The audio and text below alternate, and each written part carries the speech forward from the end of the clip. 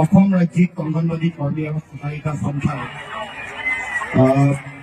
মাননী বৃদ্ধিৰ কাৰণে আজি আয়োজন কৰা এই সংগ্ৰামী কাৰ্যসূচীত উপস্থিত থকা আমাৰ অতি শ্ৰদ্ধাৰ অংগনবাড়ী কৰ্মী সহায়িকাসকল, সন্থাৰ সন্মানীয় সভানেত্ৰী জয়মতী দাস ডাঙৰীয়ানী, সাধাৰণ সম্পাদিকা ইন্দিৰা নেৱাৰ ডাঙৰীয়ানী, সন্থাৰ সন্মানীয় কেন্দ্ৰীয় সমিতিৰ বিষয়ববীয়া কৰ্মকৰ্তাসকল, আমাৰ দলৰ সাধাৰণ সম্পাদক জগদীশ ভূঞা ডাঙৰীয়া, আমাৰ গ্ৰীণ তালুকদাৰ ডাঙৰীয়া সম্পাদক জিয়াউৰ ৰহমান ডাঙৰীয়া সম্পাদক, আমাৰ দলৰ সন্মানীয় বিষয়ববীয়া কৰ্মকৰ্তাসকল, আমি আমাৰ দলৰ তৰফৰ পৰা শ্ৰদ্ধা জনাইছো, সংগ্ৰামী অভিনন্দন জ্ঞাপন কৰোঁ।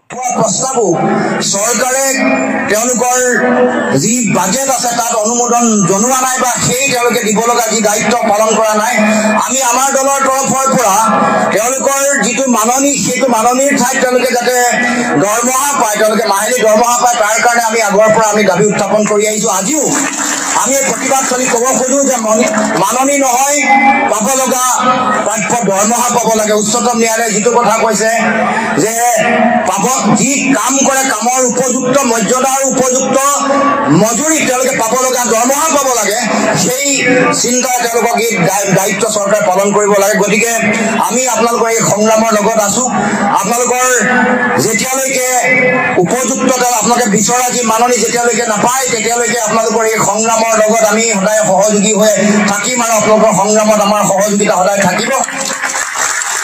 গতিকে সংগ্ৰামী ৰাইজ, আমাৰ সন্মানীয় অংগনবাড়ী সন্মানীয় সহায়িকা বা সন্মানীয় কৰ্মীসকল, আপোনালোকক সকলোকে মই এটা কথাই ক'ব খোজো, যি সময়ত এইখন চৰকাৰে নিজৰ ৰাজহুৱা ধন হ্ৰাস কৰিবৰ কাৰণে মুখ্যমন্ত্ৰীয়ে সুৰা টকা, চৰকাৰী টকা, ৰাজভঁৰালৰ টকা বিভিন্ন শিতানত তেওঁলোকে খৰচ কৰিছে। আপোনালোকে জানে যে হেলিকপ্টাৰৰ কাৰণে 100 কোটি টকা, বিয়া খাবলৈ হেলিকপ্টাৰ লৈ যায়, চাৰ্টাৰ ফ্লাইট ব্যৱহাৰ কৰোঁতে 100 কোটি টকা আমাৰ মানুহৰ টকা হ্ৰাস কৰিছে।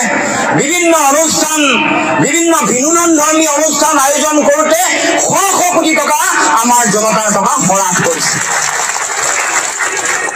এডভাৰটাইজমেণ্ট দিয়াৰ নামত 100 কোটি টকা হ্ৰাস কৰিছে। আপোনালোকে জনসংযোগত যদি RTI মানে দেখিব যে কিমান 100 কোটি টকা, 1000 কোটি টকা তেওঁলোকে এনেকৈ এডভাৰটাইজমেণ্ট দিয়াৰ নামতে তেওঁলোকে উলিয়াই পঠাইছে। কিন্তু আমাৰ যিসকল সমাজৰ যিসকল মূল কাম কাজৰ লগত জড়িত হৈ থকা অংগনবাড়ী কৰ্মী বা সহায়িকা, ইয়াত আপোনালোকৰ কাষতে NHM-ৰ যিসকল কৰ্মচাৰী, তেওঁলোকে নিজৰ প্ৰাপ্য অধিকাৰৰ কাৰণে সংগ্ৰাম কৰি আছে। এফালেদি আমাৰ পলিটেকনিক আৰু ইঞ্জিনিয়াৰিঙৰ শিক্ষকসকলক তেওঁলোকে প্ৰতিষ্ঠা কালৰে পৰা সেৱা আগবঢ়াই থকাৰ পাছতো তেওঁলোকে হঠাৎ 8 বছৰৰ পিছত তেওঁলোকক খেদাই দিছে।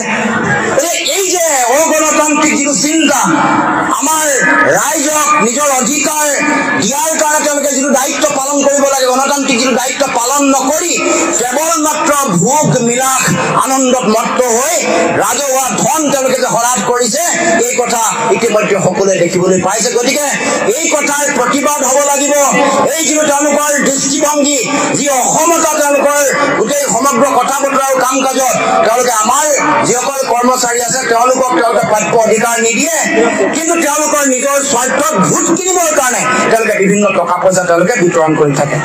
গতিকে আমি আপোনালোকৰ এই সংগ্ৰামৰ লগত আছো। আপোনালোকৰ ন্যায্য অধিকাৰ যেতিয়ালৈকে পাব লগা অধিকাৰ যেতিয়ালৈকে নাপায়, সেই সংগ্ৰামত আপোনালোকৰ সদায় সহযোগী হৈ থাকিম, এই প্ৰতিশ্ৰুতি দি মই মোৰ বক্তব্য সামৰি মাৰিছো। ধন্যবাদ।